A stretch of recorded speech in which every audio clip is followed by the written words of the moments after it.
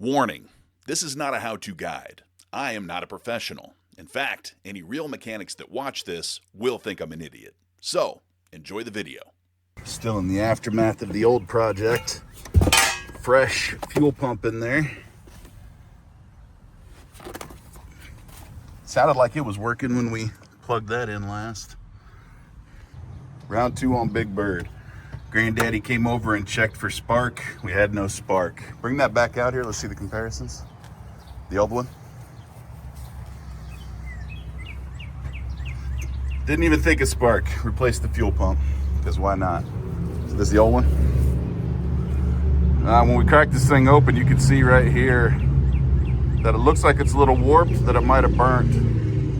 That's cool. Fly wants in on the action. Yeah, sure. I try not to be in the video. Why? Looks like a winner to me.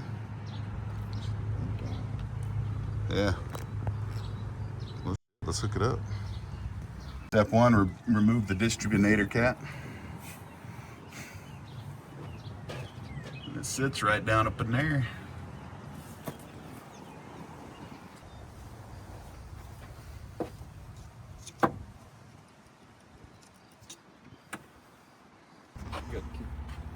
I gave it to you.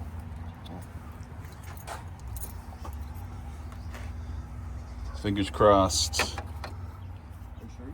Toes, fingers, and what?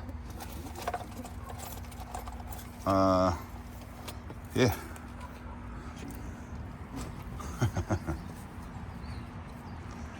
Let's go.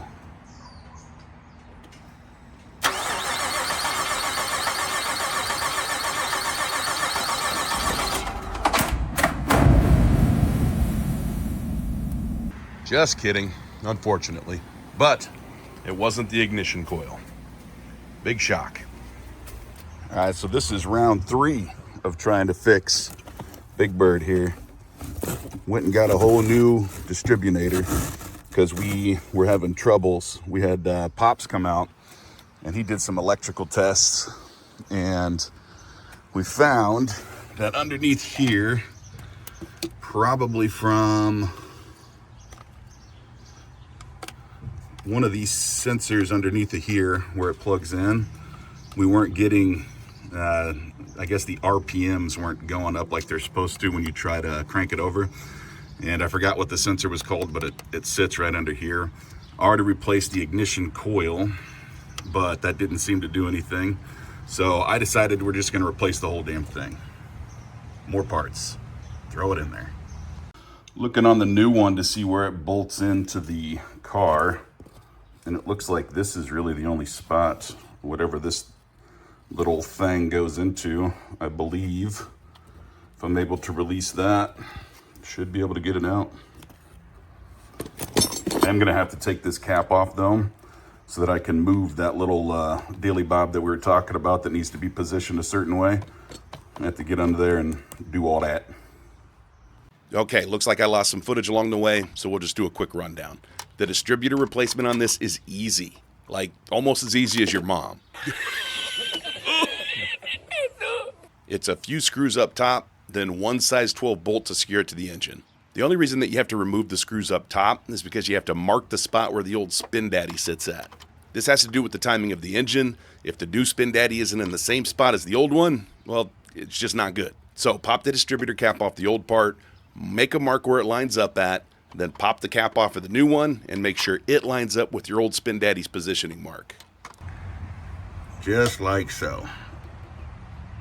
Marky mark. All right, let's rip the old distributor out, starting with these 2 wiring plugs. This little clip here is kind of a pain in the ass because the release is on the bottom of it. So you gotta fit your fingers down there to push this stupid thing in. So if you got big mitts like me, you got to get in there and try to push that in until it clips. But you're working up against these hoses and shit, so a little tough, but not too bad. The other electrical plug-in that's right here, I was able to slide it off. It's got this little deal that has it slide onto this metal piece here. and I just slid it right off of there to make it easier. So I'm gonna push this bad boy in, should release it. All right, so pinch the green thing in. Where the hell am I pointing at? Pinch that green thing in, push it forward, and then you can use a pry tool to pry up against that. Release it, and bada bing. I also lost the picture showing where the size 12 bolt attaches this thing to the engine, but it's not hard to find. It's on the right, look down, figure it out. So before I take it all the way out, I've got this little tacky stuff that you can use to, hang pictures or whatever on the wall, posters. It's just that tacky stuff that you put on there. I'm gonna put that on, and that should help me bring my nut up out of there.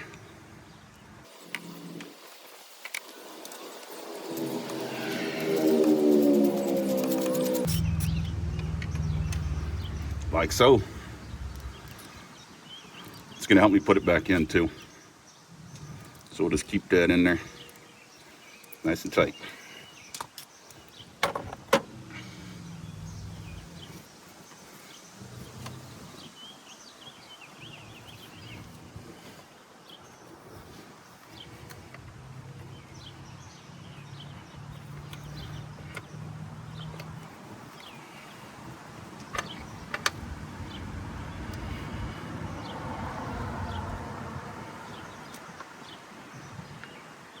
Not too bad so far.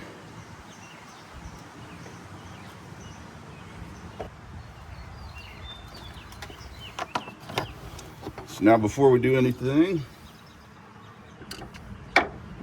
else, I'm gonna take this off so that we can line up where it's supposed to line up. The thing. No, I refuse to learn the names of these things.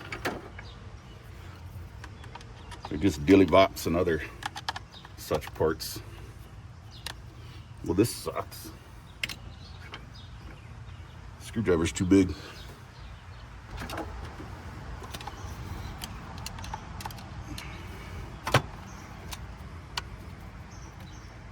Damn.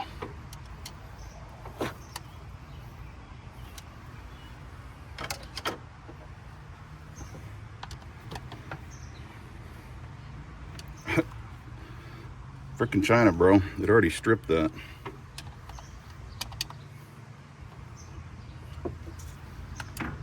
Okay, luckily, looks like we can use one of these. Probably 8 or 7. Definitely not an 8. Oh, that's the 8. So it is an 8. I had a 9.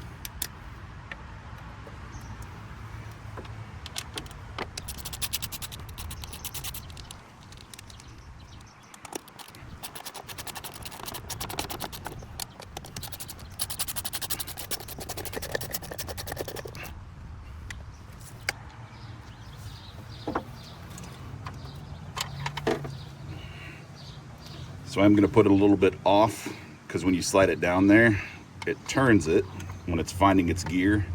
It's going to kind of turn right into your position. And you got a little wiggle room with this thing when it spins. And we look to be pretty close.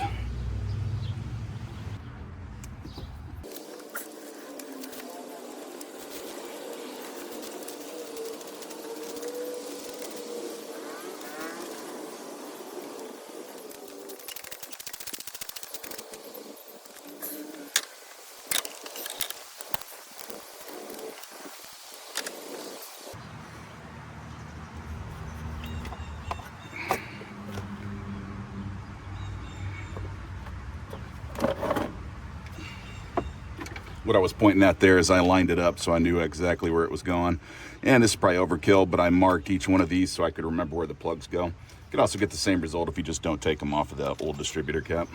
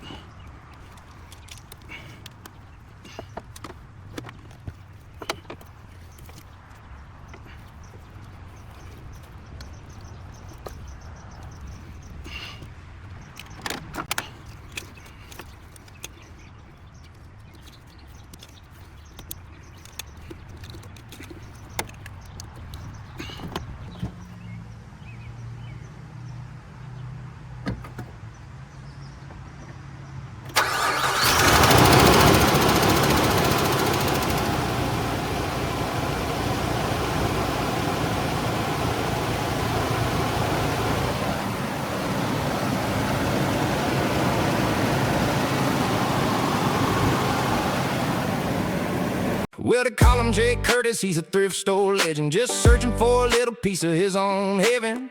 His rap career never took off, now he doesn't have money and his hands are soft. He does sales for a living, now he's plump and fat, but he's tired of being lazy, so he's gonna fix that. Now he figured it was time to get a little dirty, though he probably should have started when he was still in his 30s. He's the fixer finder, he'll either find it, fix it, or fuck it up. He's the fixer finder, and I guess that just about sums it up.